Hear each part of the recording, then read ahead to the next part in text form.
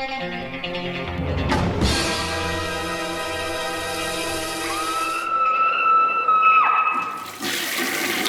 guys, what's up? It is week 265, and let's just hop right into the reviews. First up is from the SRS Retro line, and this is Savage Vows.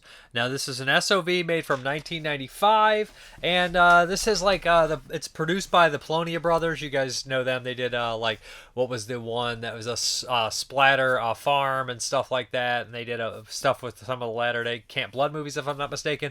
But this is actually directed by somebody who worked with them a bunch as kind of, I believe, more like an actor or whatnot. And I also believe they had a role in here.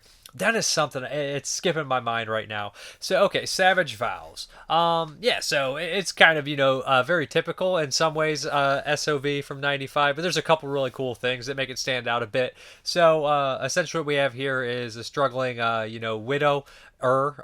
His wife died, and he's having like nightmares about it and everything like that. So to help him out, a bunch of his friends decide to go with him to like a cabin, an old family cabin, and hang out and everything like that. Of course, people start getting picked off, getting killed in gory details, and there's going to be a couple plot reveals and twists to find out who is committing all these murders and whatnot. I will admit the highlight here is that they do visit a video store. They go to a video store in this film, and it's actually one of the Polonia brothers used to run this video store. It's called like Full Moon Video, and there is a long scene of showing the outside of the store, going inside the store, arguing about what they're going to rent. They name drop a lot of, popular horror films at the time in the SOV world. Let's say like Shatter Dead and stuff like that. So that was really neat, especially for all those crazy kind of collectors or people that are kind of grew up in a video store or rented a lot from video stores. That was really nice to see. So that was my favorite touch, and I'm sure that's a lot of people's favorite touch. Like I said, there's a decent amount of kills in here. There is, and the twist I thought was decent enough. The thing that SOVs are always held back by is a lot of the editing, because they had to do edit on tape. So, like, of course, all the acting kind of suffers too, because nobody's overlapping the dialogue. It seems like there's these long pauses in between and all that kind of stuff. All in all, I thought it was okay. There is a decent amount of gore. One of the Polonia brothers actually is in here as well. People will recognize them right away. As far as the special features are concerned, there's a feature-length commentary. That's where I learned about the video store and who owned the cabin and all that kind of interesting stuff. And it's the Polonia brother. I can't remember which one passed away. One of them did pass away, but it's the Polonia brothers and I believe the director. So they talk a lot about that. So anyways, if you're interested in Savage Vows, this is one that I not really heard anything about until SRS announced that they were putting it out. So check it out. Might be of interest to you if you like SOV and you want to see one of the coolest video stores of its time right there. And it is kind of a camp slasher too in that aspect. A lot of stuff in the woods and whatnot. So yeah, anyways, it does have some high drama moments as well, but they make up for it, I guess, with some kind of surreal, creepy nightmares if you like that kind of stuff. Okay, the next one up is from Film Detective, and this is A Life at Stake, starring Angela Lansbury, and that's really the big name for me. So yeah. A Life at Stake is kind of like a mystery kind of film noir style deal. We have this kind of down on his luck kind of business guy, and he carries $1,000 bill wherever he goes. He has it framed so no one can kind of steal it. He's very paranoid and everything like that. He ends up kind of having this relationship with Angela Lansbury, a married woman, and it starts as kind of business deal where he basically, it kind of gets complicated in the aspect. It's not really complicated, but it's more not my lingo, kind of like real estate and all this kind of stuff, and they're making a deal, and she wants him to work with her husband. And as he starts to kind of get deeper in this deal, they sign this this large life insurance policy. So right away he starts to kind of question everything. Angela Lansbury's sister, who seems to be kind of almost like a black sheep of the family, kind of starts to kind of hint at some certain things and everything, and opens his eyes here. So then we have like kind of again we have a love triangle with Angela Lansbury, her sister, and the lead here. And then we also have a love triangle with Angela Lansbury, her husband, and the lead here. The husband's much older, so you kind of have that. The movie leaves you guessing. Angela Lansbury is a pretty good femme fatale, so the movie leaves you guessing on who actually is, up to certain things. The guy paranoid, but it's It's not a perfect movie. It is interesting. I will give it that. I didn't absolutely love it. They do set up a couple things involving, the beach house and everything, and I thought that paid off nicely. Lansbury's good in it. The lead guy, he's not exactly my favorite character or anything like that, if that makes any sense. It's kind of just like a paranoia vehicle, but Film Detective really cleans it up. They do a good job with the restoration and all that stuff. But again, my favorite thing about the release is it gonna have to be the Hollywood Hitchhikers Inside the Filmmakers, an original Bollywood Motion Pictures documentary, which actually has who's the C. Courtney Joyner on here, and he's talking about Ida Lupino and her career and everything like this, and that's very interesting because she was one of the early female directors in Hollywood, and it's just a unique story. And she did a lot of other movies like what is the Hitchhiker, who is in Edmund O'Brien and stuff, which is a much more popular movie than this, I would say, or at least more well regarded.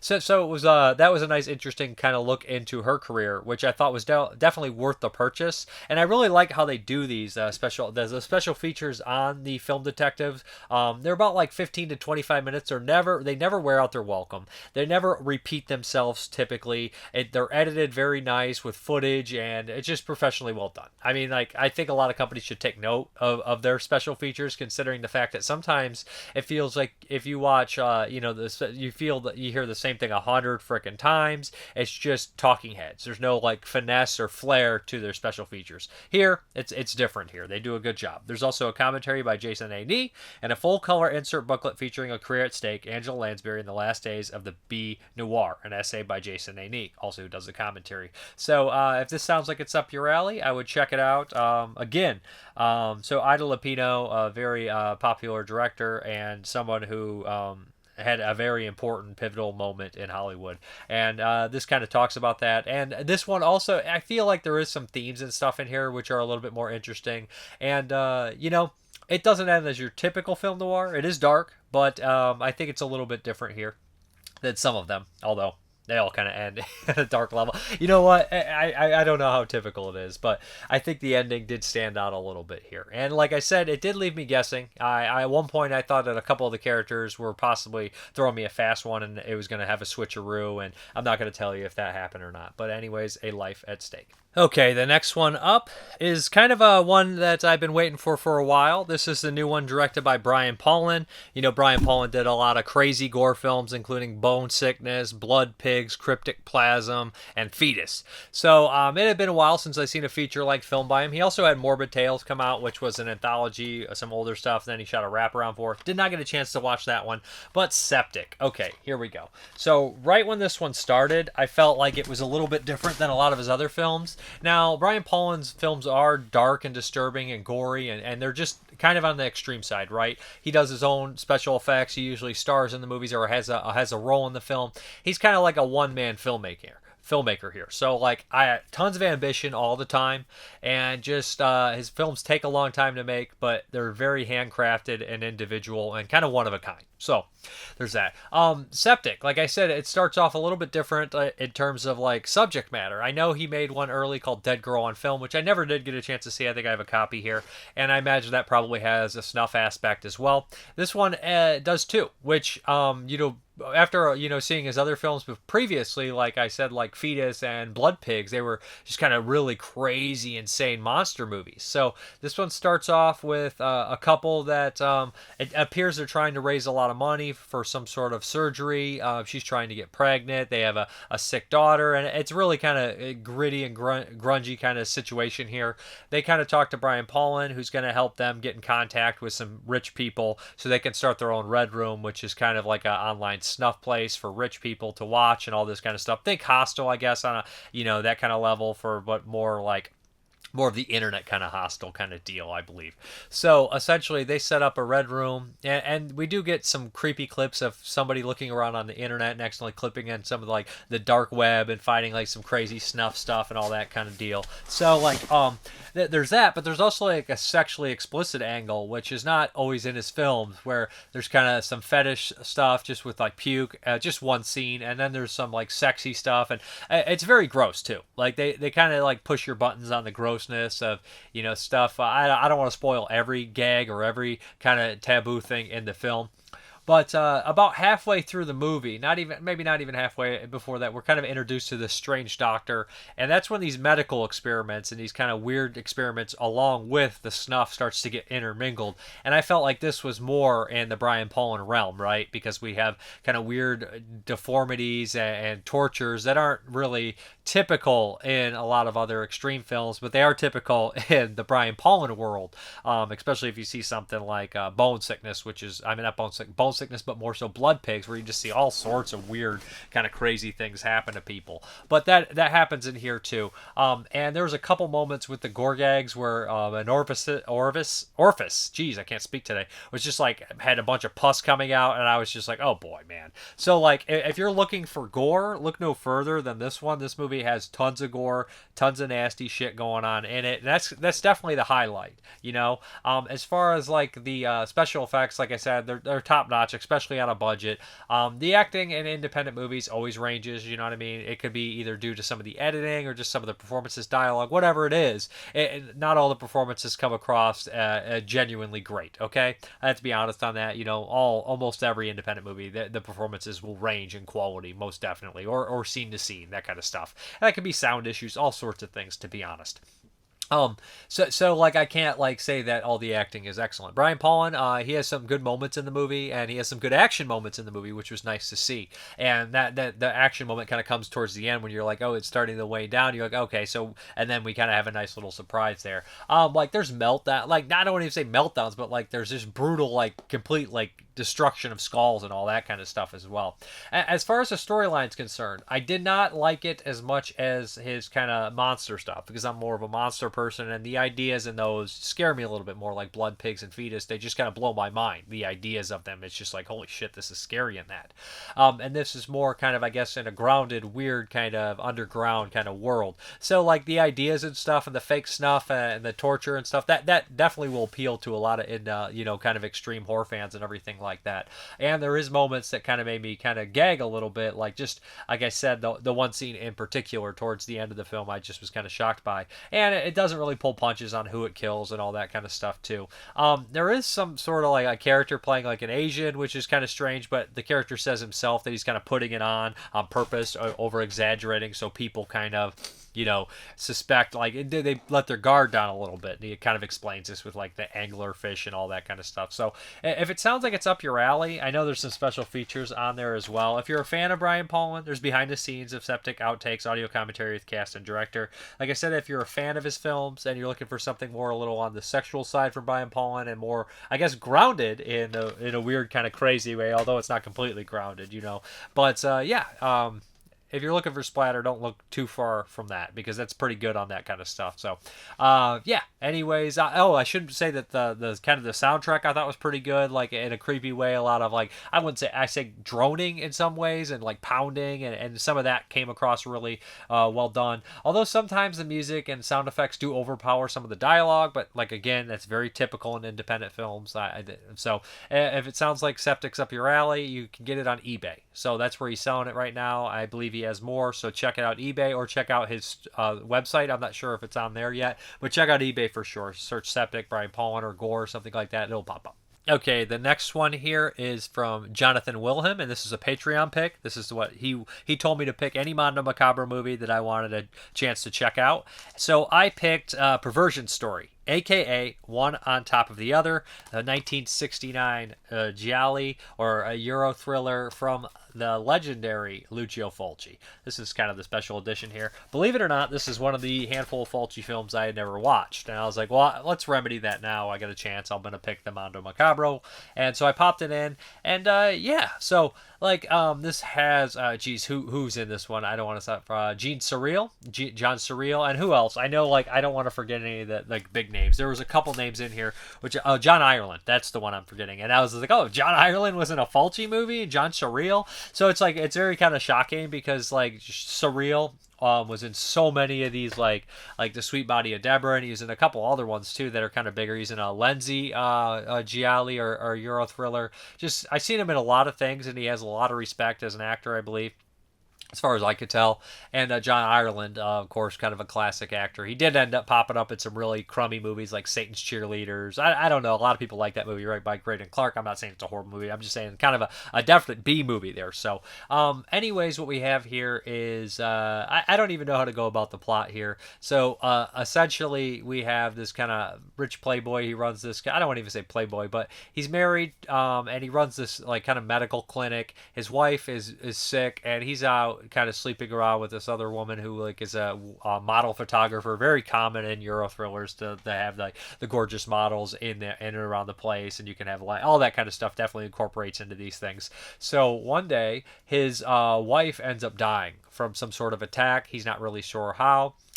His brother in the film is played by Alberto Del Mendoza, who pops up in Horror Express and a bunch of other Spanish horror films. He's a kind of a pretty, prolific Spanish actor. You recognize him right away. So after a while, he realizes he's supposed to inherit this huge life insurance policy he knew nothing about. So that kind of complicates things, and insurance agents are following him around and everything. He gets an anonymous tip to go to this strip joint when he's on a date with his girlfriend, or a side piece, and he ends up going there, and there's a stripper that looks exactly like his late wife, but they have different color hair, different color eyes, and he starts to kind of get involved with her, and things start to get more and more complicated, and you're wondering, is this her? And pretty soon the police are on his trail. They're starting to think that he murdered her, and before long he's blamed for it. And I don't want to spoil everything, but there's lots of twists and turns, and it all plays out really well.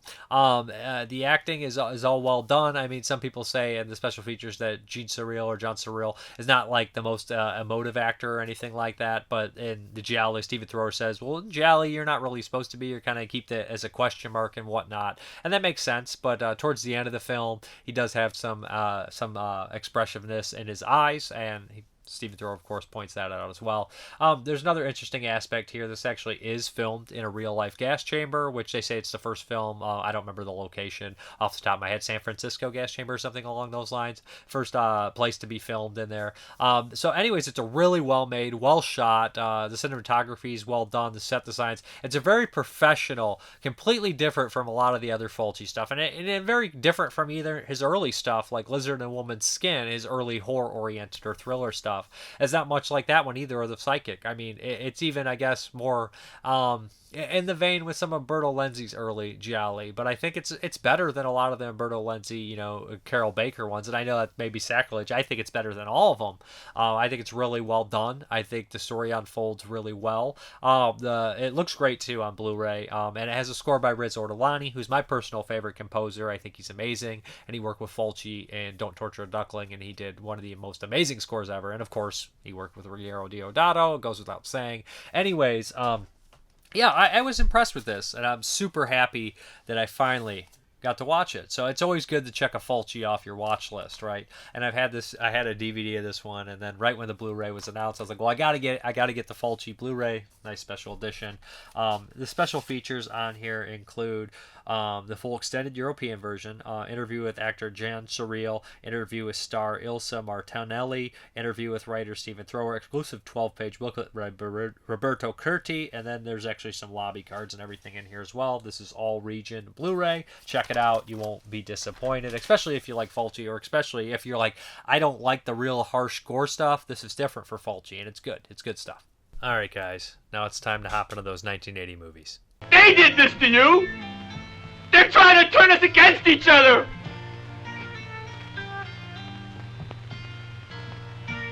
Just look at them. What do they know about friendship anyway? I'll get them. You watch. I'll take care of those sons of bitches. Watch it, Alan. I'm shooting. Oh, good Lord. It's unbelievable. It's horrible. I can't understand the reason for such cruelty. It must have something to do with some obscure sexual rite, or with the almost profound respect these... Getting very careless. Blood in your hair. What will we do? You want to look pretty, don't you? Pretty for me. I can't believe you're not afraid. All you have to do is piss on it. Pretty cat blood, ain't you? God damn it, Ralph, get out of here. Go on, get. Leave people alone. You'll never come back again. Oh, shut up, Ralph. It's got a death curse. Evil. God, my leg! God, my leg! I'm here. You're here. There's a fog bank out there. Messenger of God, you're doomed if you stay here. Demanding everything, including blood. John, I want this material burned. All of it.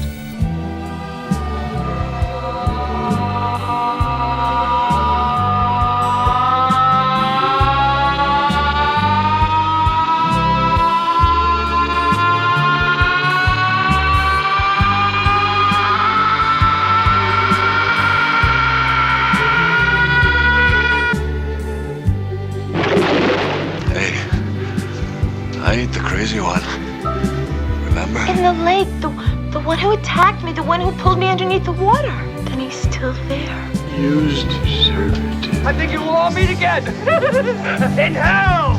I'd have mercy on his soul. He was one ruthless son of a bitch. Wendy, stay away! Darling, light of my life. I'm not gonna hurt you. You didn't let me finish my sentence. I said, I'm not gonna hurt you.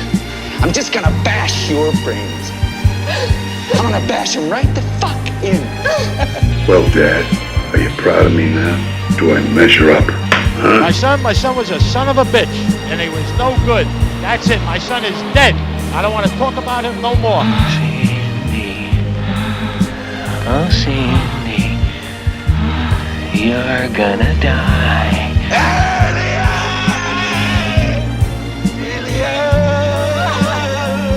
Mater lacrimarum. Ma'am, Mater tenebrarum. we didn't find any boy. Mater suspiriorum. You know as well as I do, it takes all kinds of critters to make farmer Vincent fritters.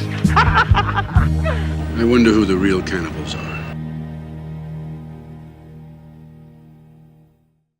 Okay, guys, the first one up from 1980 is a doozy, directed by Robert Hammer, his only feature-length film he directed, and starring legendary character actor, my personal favorite character actor, at least one of them, Nicholas Worth, and that is Don't Answer the Phone, and a rare bigger role for Nicholas Worth here. So, yeah, this was made in 1979, released in 1980, and it follows this really gross strangler, the serial killer named Kurt Smith, who is basically harassing this how do you put, like, I don't want to say disc jockey, but she works in like a radio. She's like a radio psychiatrist where people call and everything like that. And Kurt Smith, this ex-Vietnam vet photographer, is basically obsessed with her and keeps calling her, picking off her patients and everything like that. That's half the movie. But then we also have this detective storyline with James Westmoreland and Ben Frank from Death Wish 2, kind of like looking into the case. And we have like some shenanigans, some 70s carryover shenanigans, like Last House on the Left, of course. So that's basically the plot. Of course, the movies, they're going to come together.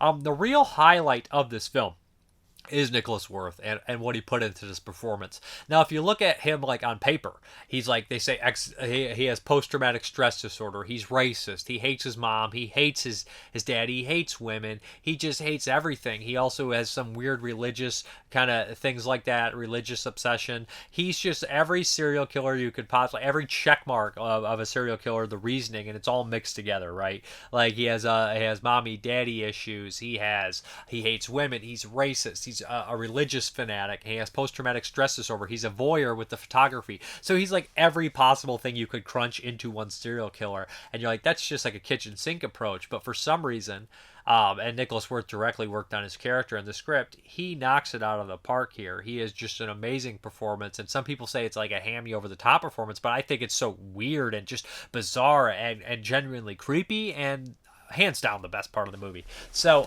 yeah, it is a sleazy film. It even has a sleazy kind of soundtrack to go along with it. It's kind of it's just a very kind of, I don't know how to explain it, like 80s sleaze soundtrack. So he's basically in like Hollywood, and he's strangling these models and all sorts of people he comes across.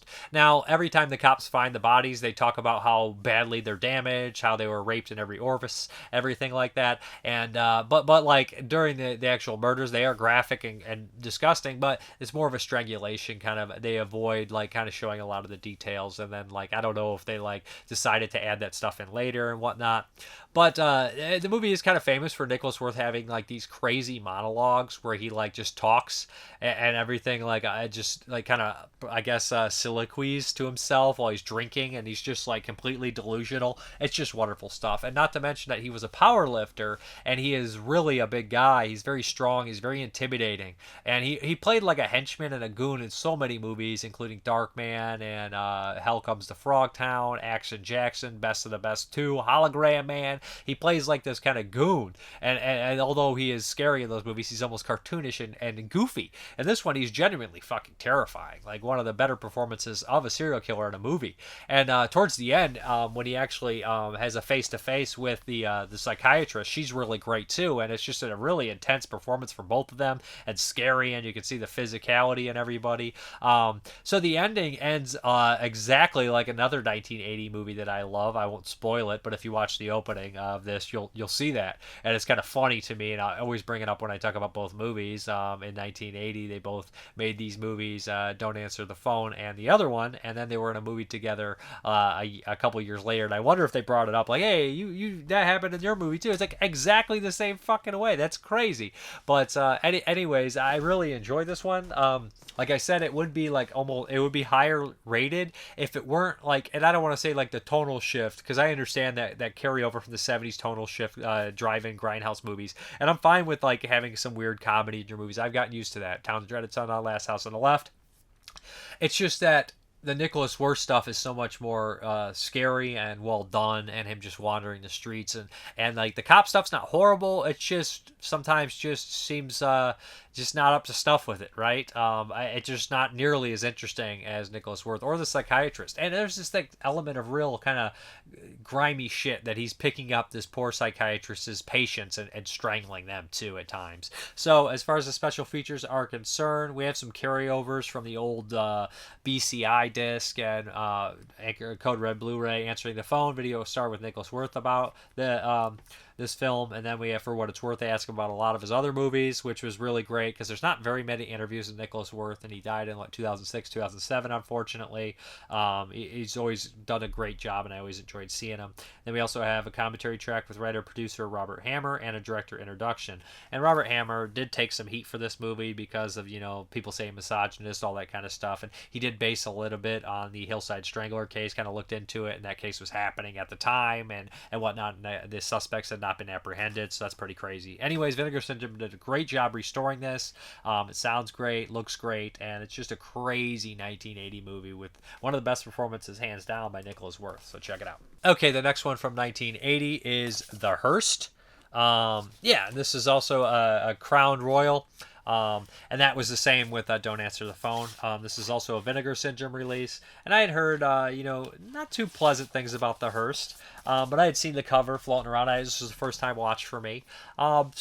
Anyways, what we have here is a woman who suffered a nervous breakdown recently. I believe her husband, they got a divorce, and she kind of had a breakdown and kind of lost herself. So her aunt has this old house. She's passed away since, and it's technically hers. So she decides to kind of go live there for a while and escape from everything. She ends up going to this small town, which has a really great small town feel. On the way there, she kind of sees a hearse. She almost gets in a car accident with him. It seems like this hearse is stalking her, following her around. When she gets to this small town, everybody there is very unfriendly when they find out she's living in this house. They're very superstitious. They do not like it. Joseph Cotten is basically kind of handling like the probate stuff and everything like that. Joseph Cotton's in Bear and Blood and a bunch of classier movies that people probably love, that I'm more familiar with. Bear and Blood by Mario Bava. So he's this big asshole in it, and he's really great in it and has great interactions and just being kind of a dickhead the entire movie. So essentially there's other people you might recognize. Perry Lang from Alligator from 1980 is in here as a young kid. So essentially what happens is she starts to kind of just have a lot of spooky things around the house. It's pretty predictable, pretty obvious what's going to happen when a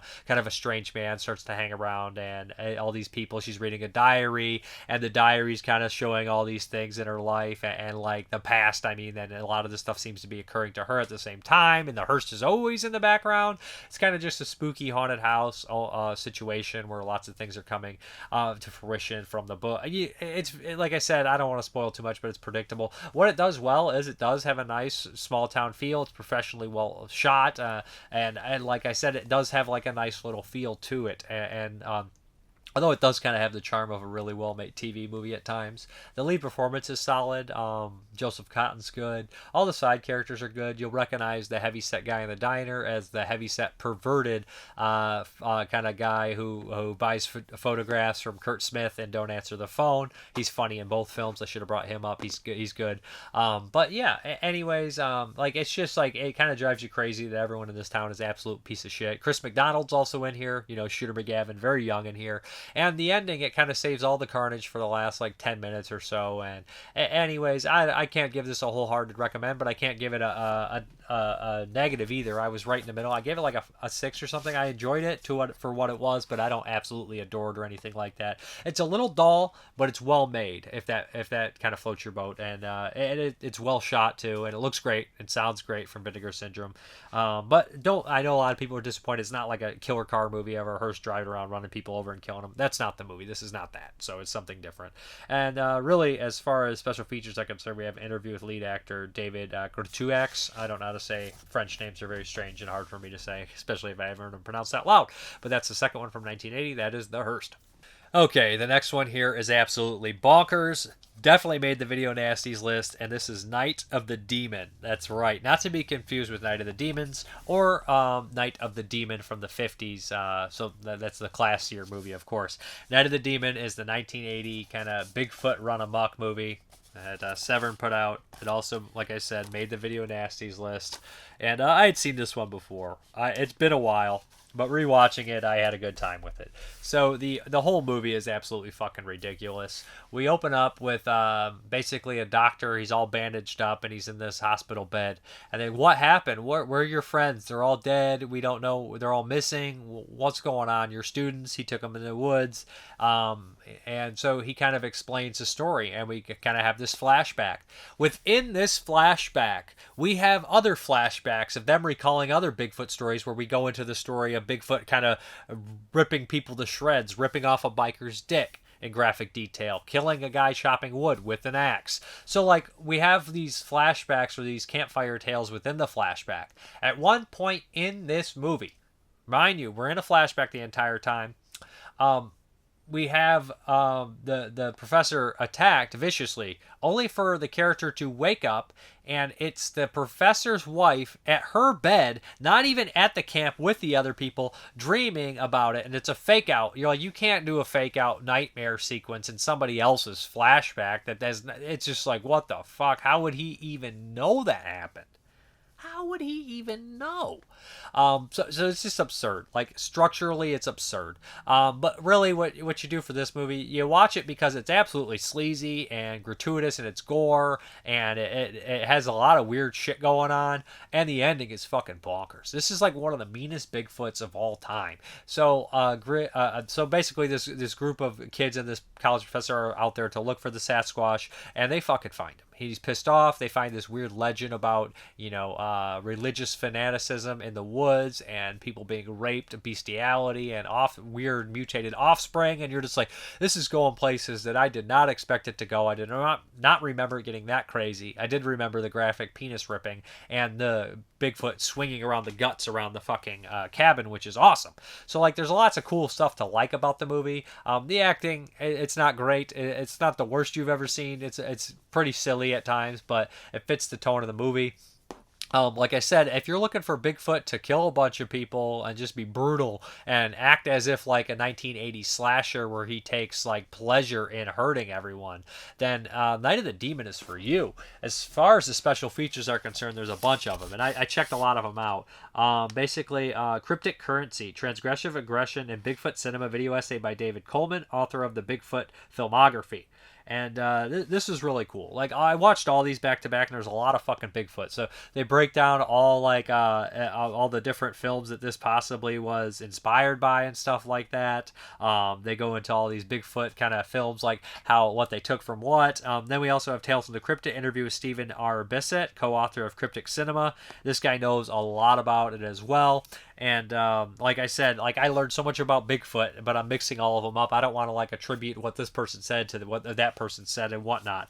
But they go in depth about a lot of things here. And then we have Mondo Bigfoot, interview with Lyle Blackburn, author of Boggy Creek Casebook. And I really like that too. I've seen this guy before talk about Bigfoot, but he kind of like, you think like a lot of these people that are obsessed with finding Bigfoot and all that kind of stuff, you get the impression, oh, they must be crazy. And this guy and this one, he like breaks down why people enjoy watching Bigfoot films and just all that kind of stuff, and the suits and which ones he finds the best and all that kind of stuff. Very cool. And this one's also interesting. Deconstructing Patty, interview with William Munns, author of When Roger Met Patty. And he basically starts to break down like the real life footage of Bigfoot that everybody remembers, the Bigfoot walking through the woods looking at the camera. He breaks down how they figured what was fake, what was real, how they figured it all out. Very detailed. Then we have the Band the Sadist videos 1 and 2 on here. My Nasty Memoirs, interview with Band the Sadist videos David Gregory, where he shows off his video nasties on VHS. That's only disc 2 for the special features.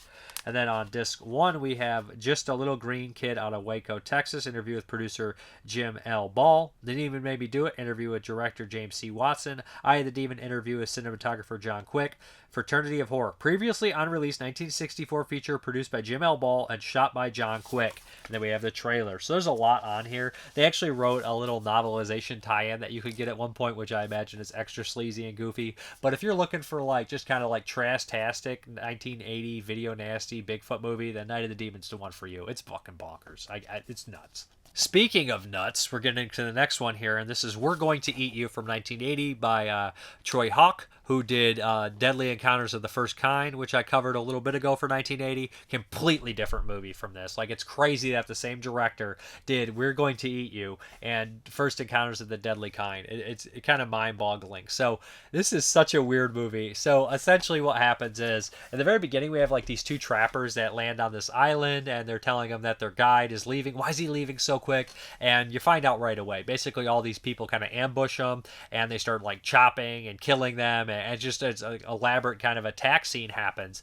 They bring these people back to their village, and it appears that this entire village is filled with cannibals. They want to eat them. They have this weird hierarchy and government where like the hunters that go out and get the food get more of it, and the workers don't get as much, and everybody's fighting about how much food they want to eat, and all this kind of shit. So enter Special Agent 999 or some shit like that, and he comes to this island looking for this criminal who's hiding out amongst them, who doesn't want to partake in eating the flesh. So it gets really crazy, really elaborate. A couple other people are not happy with their circumstances on the island as well, so they help this kind of guy out, but that doesn't stop from the movie from having a bunch of fight scenes and all this kind of stuff, and interactions with the cannibals and the criminals. So the criminal and the agent kind of team up in a lot of ways, but and some other people as well. But like, the thing that really makes this movie shine is how playful they are in the fighting. It reminds me of something along the lines of, a Peter Jackson or a Sam Raimi, or even Spooky Encounters of the Strange Kind, or what was that one? Spooky Encounters,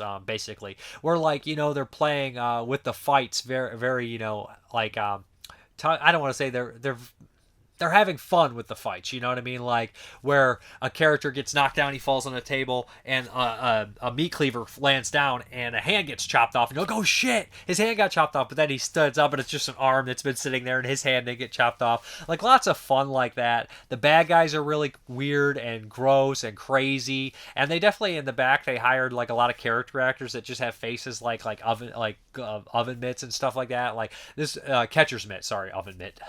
What is it, the Arby's guy? guy. But yeah, and just this one guy, he's in the background the whole time. He just has a face like a catcher's mitt. Like, it reminds me of Crazy Ralph from Friday the 13th or something. But lots of memorable faces, lots of crazy fights, good gore, people getting eaten. Just a wild, weird movie. You don't see too many cannibal movies where the whole entire village feast upon people, and it's like a giant like village and like way of life for these people. Anyways, it's got good sets. I don't even say sets. It's got a good location, because very rarely, you know, do you see like this kind of stuff partake in an island. Like, I mean, you see cannibals like, you know, Cannibal Holocaust, Cannibal Ferox, but it's a completely different kind of cannibal. I don't know how to explain that. This one is just such a weird movie, and you got to kind of have to see it. I really enjoyed it. Just a lot of fun. Kung Fu in here, of course, and gore, and just a cannibal kung fu movie. I know Raw Force kind of in the same boat as that zombie too. I mean, there's lots of weird movies. Like, then we have Zombie Holocaust, the cannibal zombie movie, but I don't know if there's anything quite like We're Going to Eat You, which is the tagline for Zombie from Fulci the year before, which I love.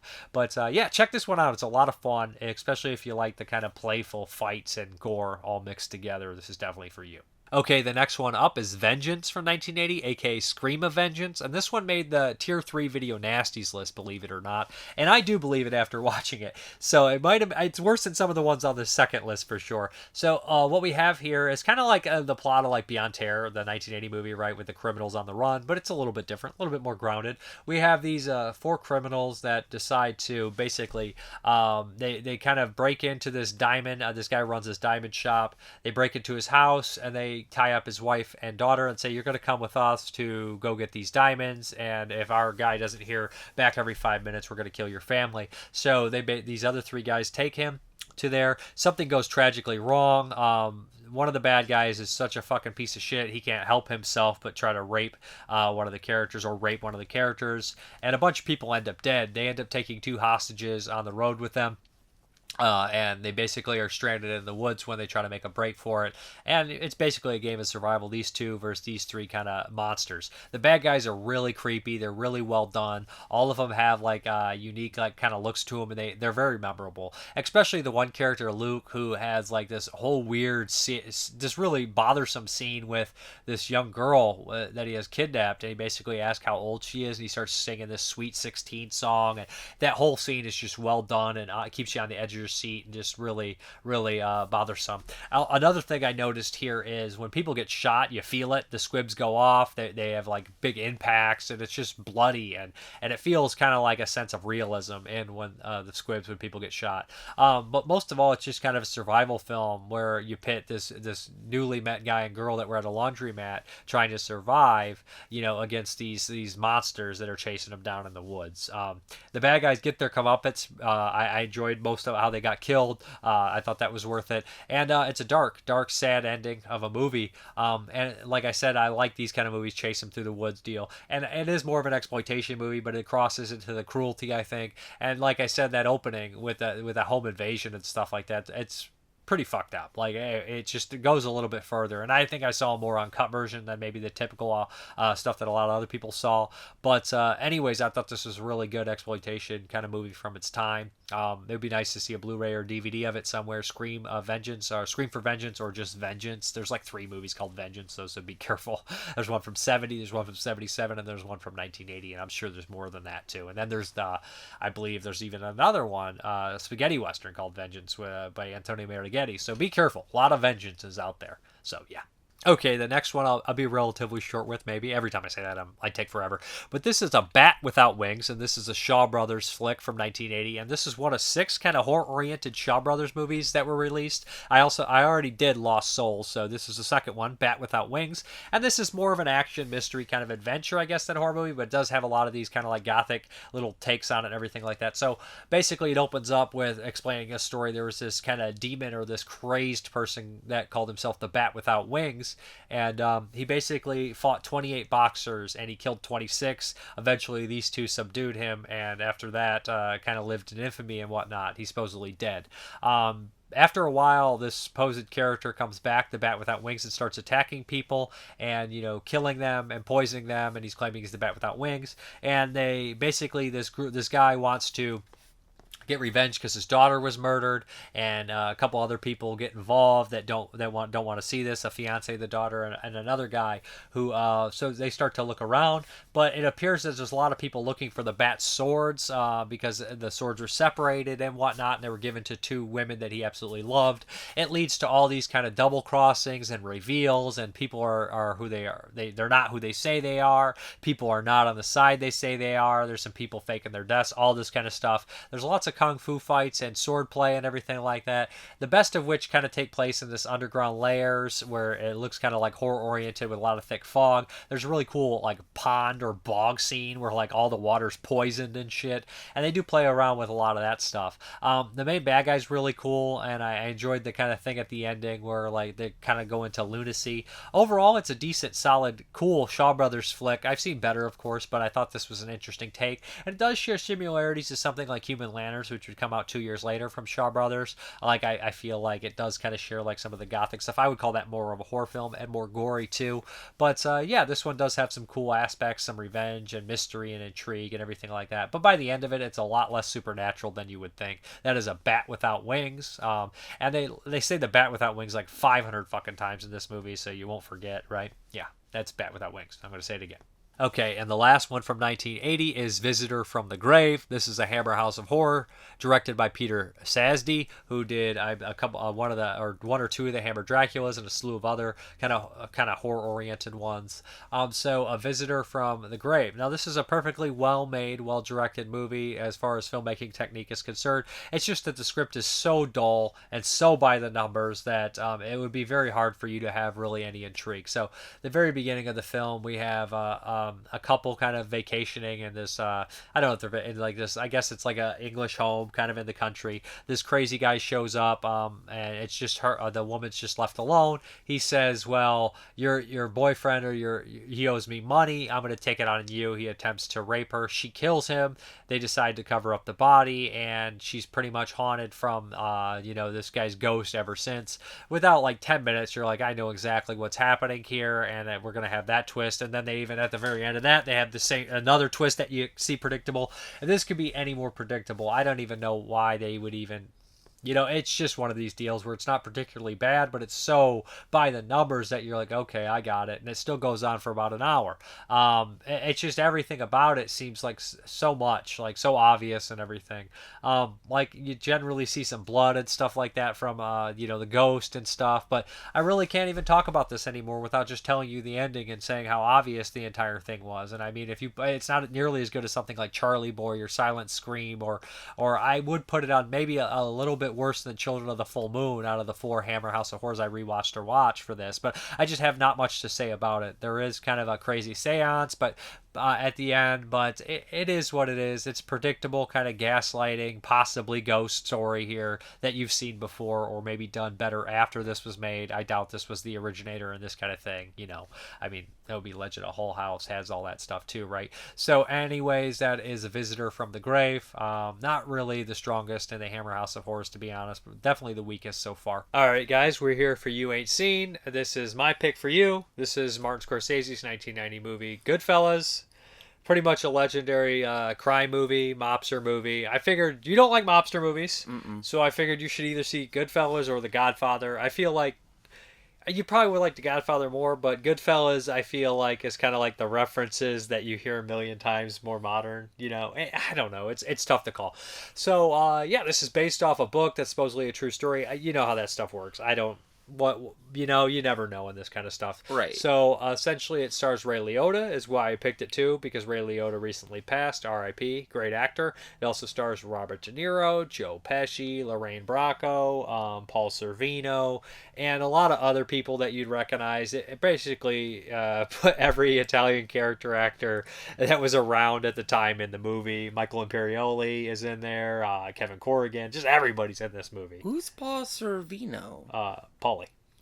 They just kept him the same name? Wow. Probably because the guy's actual name was Paulie. I mean, right. Paul's a common name. It's not like his name, you know what I mean? Right. So, Yeah. Which the wife does say in the movie, like when they're doing the wedding, she's like, everybody's named Peter or Paul. Exactly. There you go. So yeah, it's an epic movie. It's 2 hours 25 minutes. Mark Scorsese is considered one of the greatest directors of all time. I just felt like it was on weird. You had to see it.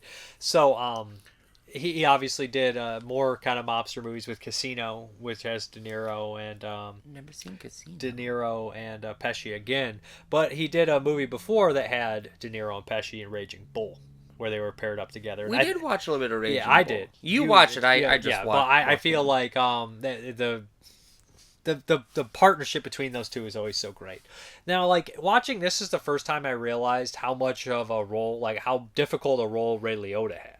Because De Niro and Pesci, like, they're amazing, but they play it into their strengths, a lot of it, or so what we thought became their strengths, you know what I mean? Right. But Ray Liotta has to walk this line. Like, he's just like a lot of different kind of characters and just adapting. He's very, very three-dimensional. He's a character that grows and changes as the story progresses. Because he has to. Right.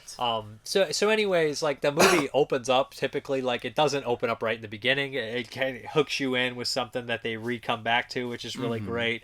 With a lot of narration, which some people don't think narration's a good choice. And I've never had a problem with it. I think when Scorsese he uses it excellent. Did you notice, like, halfway through the movie, all of a sudden other people started to do narration, like Lorraine Bracco did narration? I think she was the only one. The only other one. I don't remember any other characters, so it's really just Liotta and which makes her. sense because they're in the witness protection program, right? The only thing is like she has the one scene of narration kind of when she's getting introduced to him, and then she disappears. I don't think. Yeah, no, maybe is it Liotta? Ray Liotta. Yeah, he opens up with narration. He opens up with narration, but I can't think if he starts narrating at the second part of them. No, he does, I think. I mean, he narrates the entire movie. Yeah, he does narrate. So it was just weird to have her narrate it's that strange. one segment. They do that in Casino, too, like, or multiple characters are narrating. And then at one point, one character who's never narrated narrates one little thing. It's interesting. So, like, did you notice, like, the long takes, which are obviously amazing in this movie? Going through the bar and all the characters. And the needle drops is one thing that I would say that Scorsese's kind of unmatched with that, because he seems to have access to all music, including a lot of Rolling Stones tracks. And he seems to know his music, where to put his music, especially when the decades change, even to the end credits with fucking the Sex Pistols, which is singing a Frank Sinatra cover for a mob movie, which is just like, that's so on the nose. It's perfect though. So I don't know, like, I personally love the movie. I think it's amazing. I'll let you talk about your feelings on it. I initially saw it when I was a kid on television, and I watched the first chunk, and it started getting past the heist, and people were getting killed, and I was so intrigued. I had to go to bed though, and I think I rented the movie like the day after, and I watched it, and I've always loved it. I mean, it's always a very quotable movie, and I'm a big De Niro fan. I'm a big Pesci fan. So I always really liked it, and it's nice to see little small roles in here by Mike Starr, Samuel Jackson, just tons of people. So honestly, what did you feel about the movie? I mean, it was okay. It was, I think, probably what I expected. I think I did like the first half more than the later half. Basically after the heist and like the going ons after that, like, it just kind of like lost me a little. I think maybe it got a little bit, I don't want to say too modern, because I don't know, I think I kind of like the stuff that was happening in like the 50s and the 60s more than I did that was happening in the 70s and the 80s. Well, you like period pieces, right? More so. Yeah, but I like any period piece. You could put in a period piece from the 90s and I'm probably going to enjoy it. But it becomes a different movie. It does become a different movie. The second part is like it's shot, and I think it's probably to reflect Ray Liotta, just like the paranoia of like the camera angle, everything's jittery, nothing is focused on for very long, versus the beginning part of the movie, it's more slow, it's more rhythmic. So I think, and it is a long movie, and so I think I was just kind of like wore out after a while. I noticed I see that for me, like, I fall asleep during a lot of movies. Right. This movie, I was falling asleep before it. Like, every second I was like, oh. And then, like, I put Goodfellas in, I was wide awake, like, and I was excited after it. Like I know that probably you didn't seem to get tired though. That's the one thing about a great movie is like no matter how you know what I mean, it just keeps your attention the whole time through. For me, it did. It always does. I mean, you know, movies don't necessarily put me to sleep. I become restless when I'm watching them. Like when we were watching The Conjuring, I was restless for that first half. Like The Changeling. Yeah, what did I say? Conjuring? Yeah, no. When we were watching The Changeling, I was restless for that first half, but then it hooked me with the story. This movie, I feel like it kind of lost me on the story just because I didn't know where it was going to go. And I know it's based off a true story, but it's like, man, there isn't a character. All these characters are kind of trash people. But that's the story. It doesn't change it. I think they're intriguing to watch. Every one of Right. them is super intriguing to watch. Like, I mean, you have Joe Pesci and his character. Every time he's on screen, he's absolutely terrifying. He kept pissing me off. I'm like, why is he killing everyone? Because But he's he has a little man personality. Well, in real life, he wasn't. I guess a little guy. I guess the person, but like, but he just was perfectly cast, Right. and he was scary. Like, you ever been around people like that, where like they're funny and charming, and then the next second they're terrifying? Like, and Oh, yeah. you just can't like keep your guard down. Like, and you watch it, like you watch De Niro through an entire movie too. He's like charming and stuff, but he like obviously just gets super paranoid and like paranoid. That scene where he's in the bar and they drop the Rolling Stones and he realizes he's basically gonna kill Murray and Yeah. everybody else probably because he doesn't want to pay him the money. Did you know it's okay? I don't think that he's in the movie a whole lot. Is I think more weighted in the second half and in the first half. In the first half, it's all Pesci, and then they start switching it to De Niro, and then you know what happens to Pesci, and De Niro just. He doesn't have a whole lot of dialogue or a whole lot of action. His moments are all brilliant, though. Like, right. He does have great scenes. The scene with Billy Batts, the way Yeah. he's like, we did offend him a little right there. Like, I like how his demeanor is right there, how he handles himself. I mean, in the Right. film, it's just one of those very memorable scenes.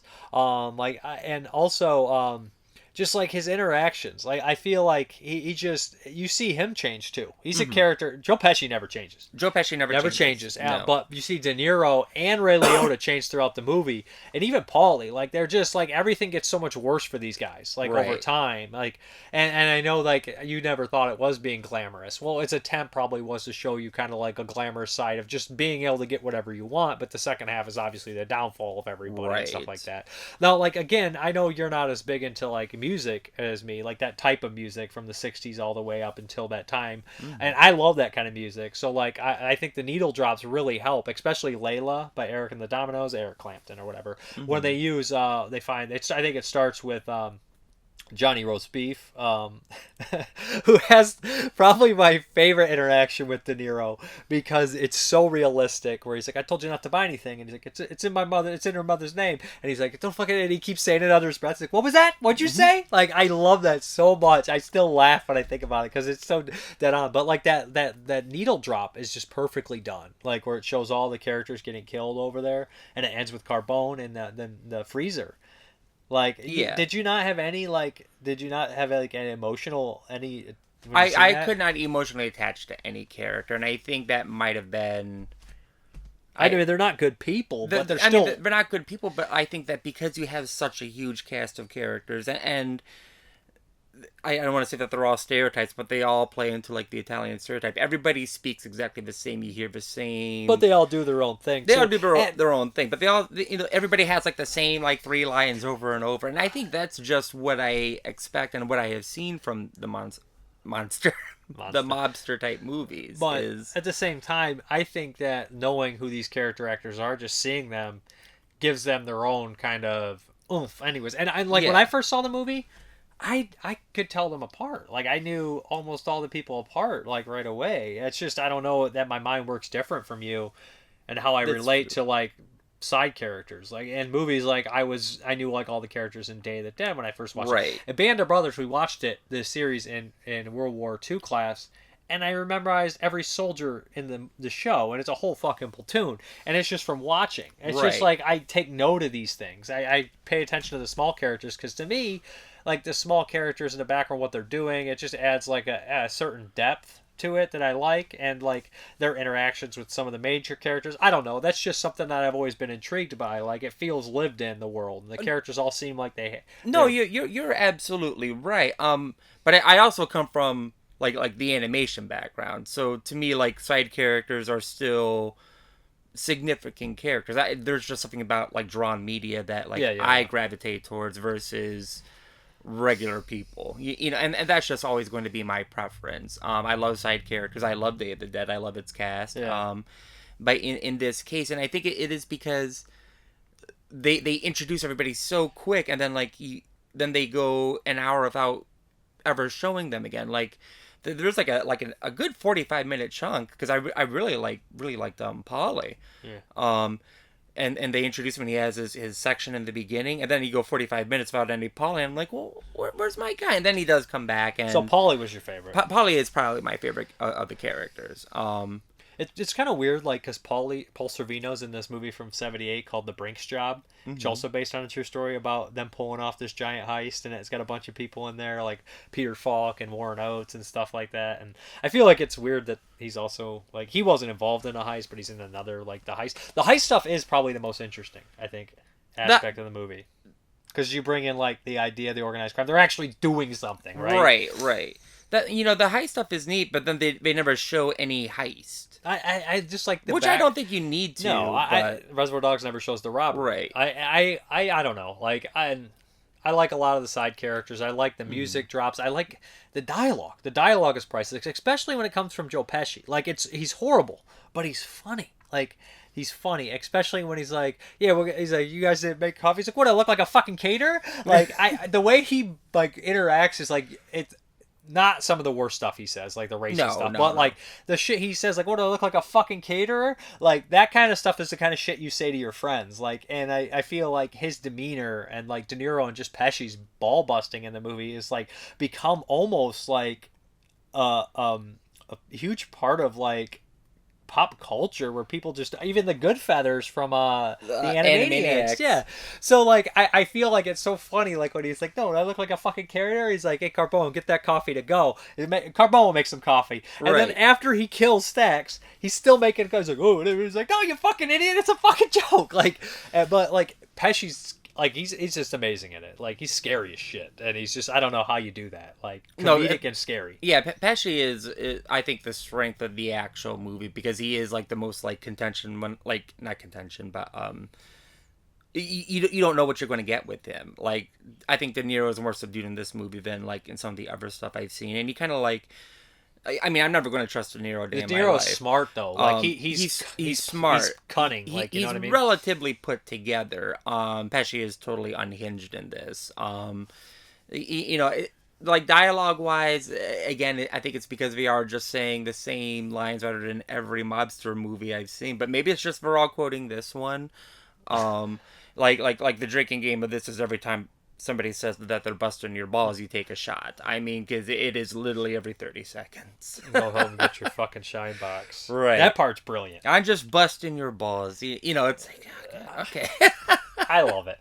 You know, but I'm also not big on the mobster movie mentality. But like as far as the filmmaking, the cinematography was great, the editing was great, the acting is great. Right, it's not by any means a bad movie. The dialogue is great. Right, it's just, you know, it's just not the movie that I would watch. I think I would like The Godfather a bit more, knowing absolutely nothing about it, but I think it's because I just had the idea that The Godfather is a more narrative piece, while Goodfellas is a more character piece.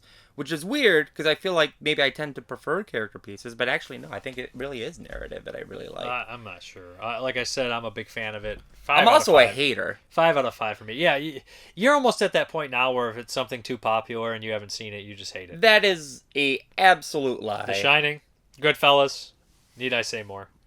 Okay, but all the other movies that we watched that I had seen, I've really loved. What? And don't forget. See? Yeah. Hater. Hater. Totally. I am not a hater. Yes. I love Little Shop of Horrors. And I had never seen that. And that's a very popular movie. I don't know if Little Shop of Horrors is nearly as popular as The Shining. I liked Changeling. Not nearly as popular as The Goodfellas or The Shining. Oh, hold on though, because like, if the movies I don't like are Stephen King and mobster movies, and then we watch Stephen King and mobster movies, then yeah, hey, I liked Carrie. Yeah, remember that time I gave Carrie a 5? I gave a Stephen King movie 5 stars. 10 out of 10 for Goodfellas. For Goodfellas, I'd say like a 1 out of 5. Shut up. I'm just busting your balls. Seriously though. Realistically, it's probably like a 5 out of 5. Me personally, I'd give it like a 3.5 out of 5. But again, it's not a movie that I'm going to be drawn to. Favorite piece of dialogue? What line stuck with you? Literally no line stuck with me because no line stood out to me. What about Paulin? Now I got to turn my back on you. I'm thinking, okay, that was a good scene, but it's not a line that I'm going to memorize. He's cooking sausage. When he's cooking the sausage and don't peppers put too many thing. Don't put too many onions in the sauce. It's so funny though too. Like it's so every line in this movie is quotable.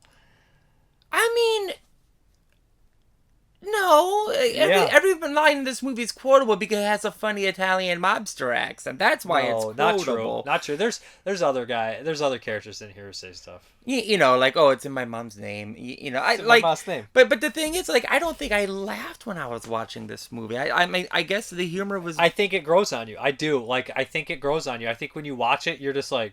But have you ever had one of those things where you don't realize it's actually funny until after, like, and you start like repeating it yourself amongst friends, and then when you go to watch it, but so what are we watching next week? I am going to give you a choice. You know, I don't like watching really long movies when it's nice out. But I think it's supposed to rain next week, so do you want to do, because I've been always wanted to watch it. I always wanted to watch A Clockwork Orange. I never watched it, but I don't know how long that movie is. Do you have it? I should order the 4K. I only have the DVD. We ain't mess with no 4K. I know. No, we ain't going to that story. That pissed me off. But I have I have a Blu-ray.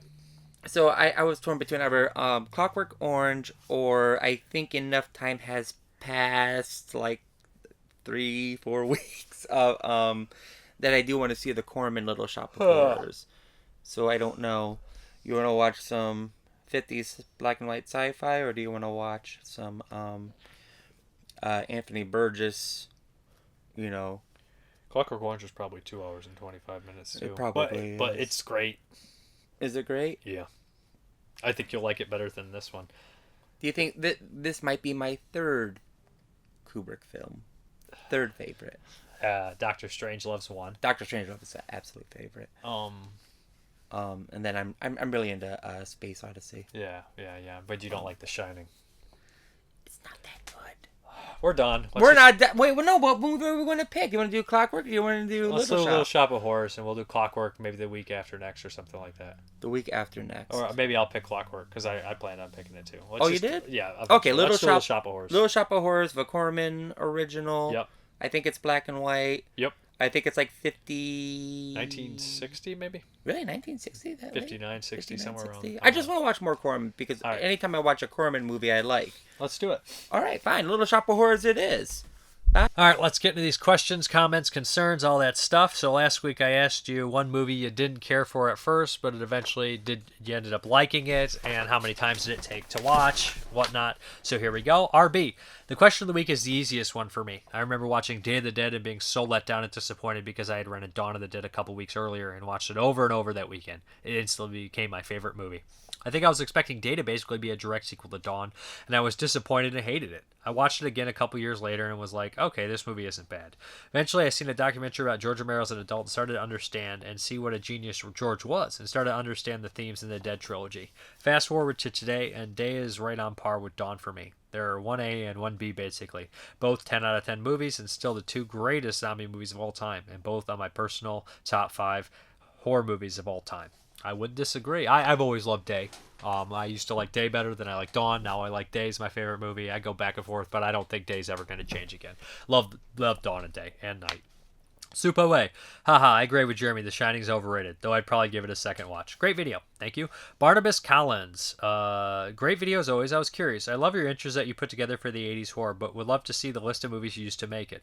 I see so many clips that I think, man, what movie is that from? And I would love to see it. Any place you post that or a way to see it? Thanks for the work you put in to bring us these great videos. Thank you. The thing about the 1980 intro is, like, the dialogue and the background doesn't always match the clips, so there'll be like different movies in the dialogue and in the visuals. So I can send that to you, but I'd have to break it down by audio and visual. There's like 28 different movies used, I think, altogether.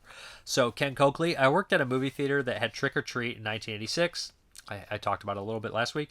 I was dying to see it because I was a metalhead in those days. In fact, the day I was hired was the day Metallica bassist Cliff Burton was killed.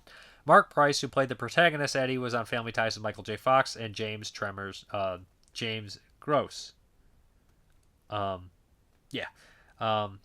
Is it James Gross or Michael Gross? It's Michael Gross, not James Gross. There you go.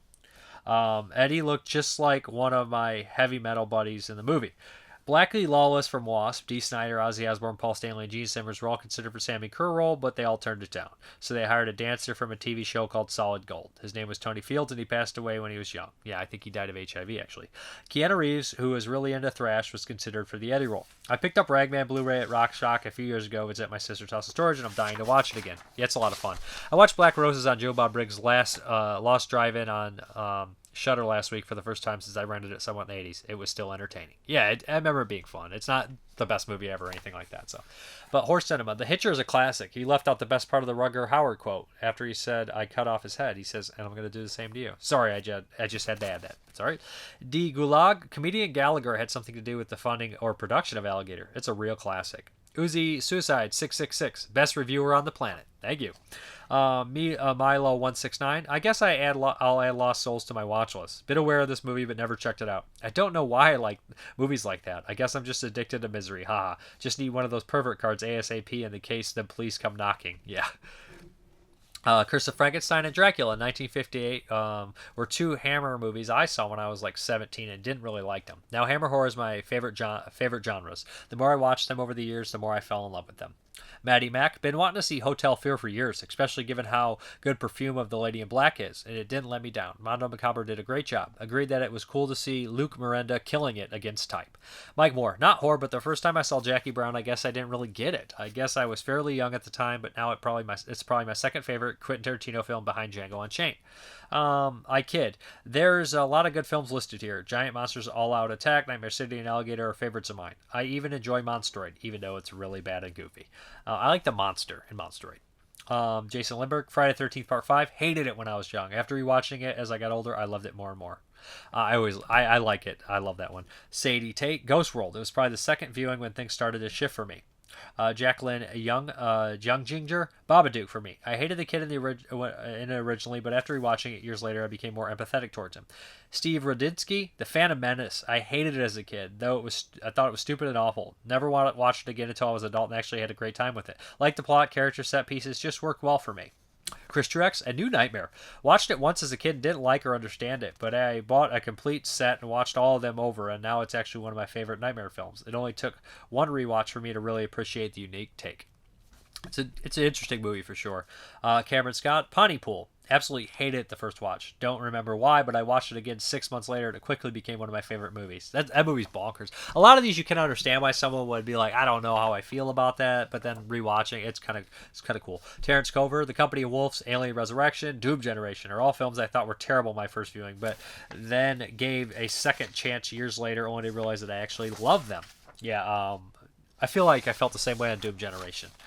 Daniel Carlson, Blade Runner on my second viewing. Jackie Kelly, everything by Todd Solondz. Hated his stuff when I watched in high school. Gave him another chance a few years later. Now I adore his films. I didn't know that Happiness was a dark comedy the first time I saw it. I was like 19, and I was just like, and then like as I got older, I watched it again. I was like, this is genius. Jenny Murray. I don't rewatch films I don't like. It's a massive waste of time when there are films I haven't seen at all. And Heather Jarvis, I see people always saying, oh, I hate this film. Maybe I should give it a rewatch because my friend likes it. Not me. If I remember it, I'm not watching it again. And then you have the people that will watch a movie multiple times and be like, I still hate it. Why are you watching it 7 times when you hate it? Justin Burning, I agree. I agree if a film's that generally seems like garbage, but if it's a film that has a good or interesting reputation, I'm usually willing to bet I was in a wrong mood or state of mind when I watched it. It's happened so many times. I forgot to put Seymour on there. I basically, it depends. How much the film changes over time, how much you change over time. It also, it's not always a movie I absolutely hate. It's a movie I didn't get, maybe, or it's a movie that I don't hate, but I didn't love, and then you revisit it. There's a lot of movies that I will never revisit because, they're just not worth your time, possibly. They're pure garbage, but there's a lot of classic movies that you watch and you think, I didn't love it nearly as much as I should have, possibly, and maybe give it a rewatch. You change over years, but I understand if you absolutely could not stand a movie, if you wouldn't watch it again, unless, like, everybody and their brother says it's great. But, hey, it is what it is. Okay. Tom Brooker. First time I watched the original Wicker Man, I was young and hated it, but I kept going back to it, and now it's my favorite horror movie ever made. Christopher Webb, Piranha Part 2, The Spawning. Absolutely hated it on first watch, and wondered how they could make a movie about flying killer fish so boring. Oh, second watch, I was more sober, ergo more appreciative of it. I don't consider it the weakest in the franchise anymore, at least. Sean Donahue, House of a Thousand Corpses. Justin Burning, The Beyond. Probably 3 rewatches to fully understand and love it. It was my intro to Italian horror, and in general, and from an American Hollywood perspective, it takes time to get used to how they do things. For sure. John Devlin, I saw The Godfather when I was a kid and it bored me to death. Watched it again in my 20s and loved it. David Russ, Napoleon Dynamite. I thought it was lame the first time I watched it back when it came out. A few years later, it's one of my favorite comedies. Lee Bishop, Halloween 3. I used to hate it as a kid. Now it's the best film of the series, in my opinion. David Brendan Harris, Watchmen. Megan Elaine, 2001: A Space Odyssey. Watched it high school for class and hate it. Watched it again after college and loved it. 100% loved it. R.J. McReady, I'll say From Dusk Till Dawn 2. I had to watch it about a half a dozen times before I realized it was actually shot in a real interesting way and told the story in an entirely different way than the original. Barry O'Connell, Alien 3. Saw it in theaters, hated it. Maybe watched it once or twice after, but then the assembly cut and making of documentary came around and changed my perspective completely. Jeff Keith, A Clockwork Orange. First saw it as a teen, hated it because I didn't get it at the time. About a decade later, matured and have loved it ever since. Kaylee Gray, Mandy. It just took one rewatch. I felt like I had too many questions the first time that were unanswered, but I just kind of let myself surrender to the mystery of questions and enjoyed it. I could see that for sure. Nick Mua, initially I just couldn't sit through Danny Boyle's Transpotting. I felt it was just too nasty a feature. Then upon my second viewing a few years later, maybe I was a little wiser, something just clicked. I laughed, I cried, I experienced a hodgepodge of emotions. I believe that's what he says. I forgot to hit Seymour. I did this twice in a row. I'm an idiot. Sorry about that. I went through all of them, too. I'm dumb. Peter Glenn, Once Upon a Time in Hollywood, saw it at 11 a.m. in the cinema with my father, and we were both probably not in the right mood. It was the first time that QT disappointed me and my father, but when the time went along, I kept thinking about it for months and months. I remember you putting it, and then you eventually came around to it. That's cool, and you said it might be one of your favorites now. Justin Patrick, Inferno. Jason Lloyd, I need to revisit that. Saw it years ago, and it bored me to tears. Shazim Barbarian, I didn't like The Gate when I was a kid, but I love it now, and hated The Witch the first time seeing it, but now I like it now. Also, the Psycho remake. Carly Sonnefeld, The Witch, second time watch was better because it was easier to understand everything being said. Madeline Deering, Freddy Got Fingered, and Zoolander. Upon first watches, I thought both were dumb. By second watches, I started quoting them, and now 2 of my favorite comedies. Christopher Webb says he used to love Freddy Got Fingered, but he doesn't anymore, but he did laugh on rewatch. Joachim Johansson, Diamonds Are Forever. Mark Allen Gunnels, Peggy Sue Got Married. Saw it as a teen and thought it was boring. Rewatched it as an adult, and I could relate so hard. Okay. Got another page here. A lot of answers this time. Lee Jones, Bloodstalkers. Hated it when I got the tape as a kid. Kind of loved it when I rewatched it a few years ago. Morgan Susek. Hated the OG Night of the Living Dead. Took 5 watches to about 15 years for me to actually appreciate it. Alex DeVincio, I was bored to tears when I first watched 2001: A Space Odyssey as a young teenager, but when I revisited it in my 20s, having developed an interest in filmmaking, I found it to be a cinematic masterpiece. Cassidy Botwin, funny enough, so many of my all-time favorites I kind of hated at first. For example, Curtains, Evil Dead 2013, As Above, So Below, Taking of Deborah Logan. Sometimes it just takes one rewatch, sometimes multiple. Part of why I love revisiting films. If I didn't do the Seymour, I screwed up on a lot of people. Sorry about that. Eric Whiting, Terry Gilliam's Brazil. I just didn't get it when I first watched it. Took one more revisit shortly after. Then everything clicked. Stephen Van Meter, The Princess Bride. While I don't love it, I find it more tolerable and even a little charming at times. Some of the language is still pretty cringy, though. Michael Olaf Klump, Enter the Void, but I could probably say that about all Gaspar Noé's films.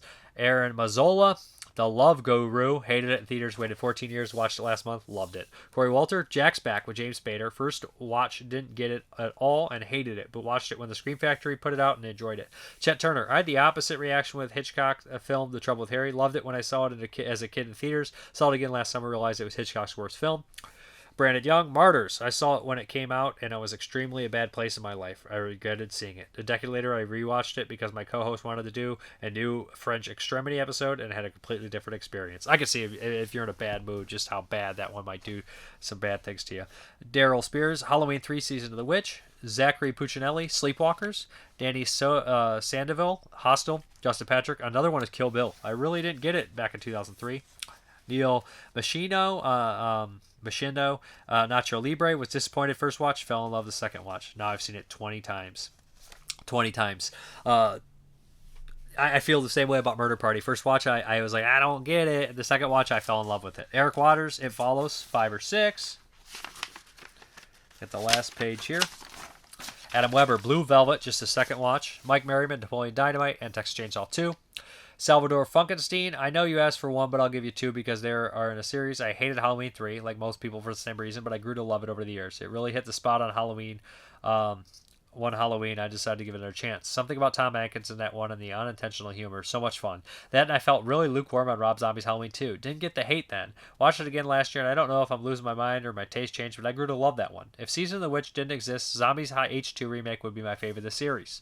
Related to that Shaw Brothers title that no label would pick up. Sounds like a job for Code Red and Banana Man, LOL. I think Vinegar Syndrome would pick it up, or Massacre. No problem. Or On Earth. No problem for those guys.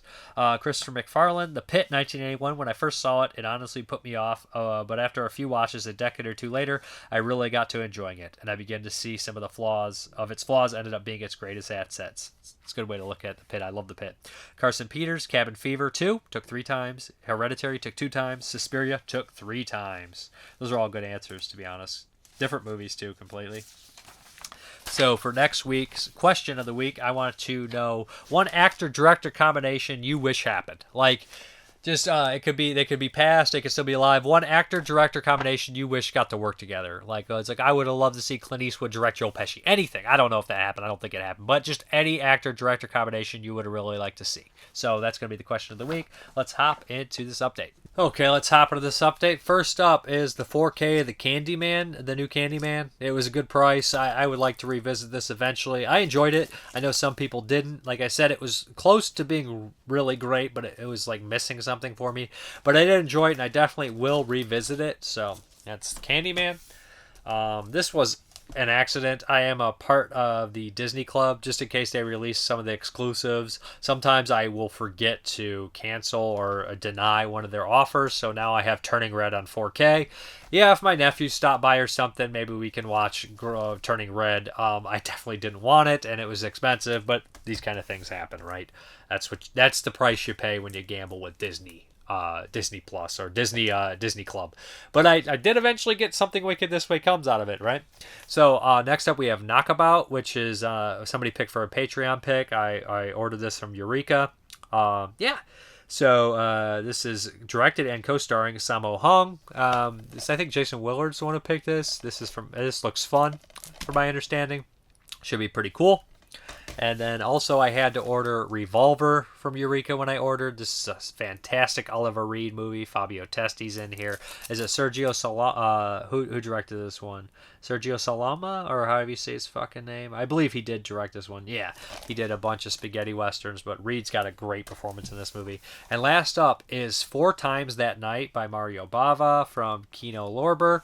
I realized this was going out of print. It was not available on their website, and maybe it's coming back in print. I don't know. Regardless, I was like, oh shit, I know it's more of a comedy, but it's also listed kind of as a thriller at points. I was like, I can't have one of his genre films that's on Blu-ray and miss out on it. So 4 Times That Night by Mario Bava. That is the update. Let's get back to the video. Before we get out of here, I want to give some Patreon shout outs to Rob and Patre. I appreciate it. So thank you guys very much for watching, and as always, have a good one.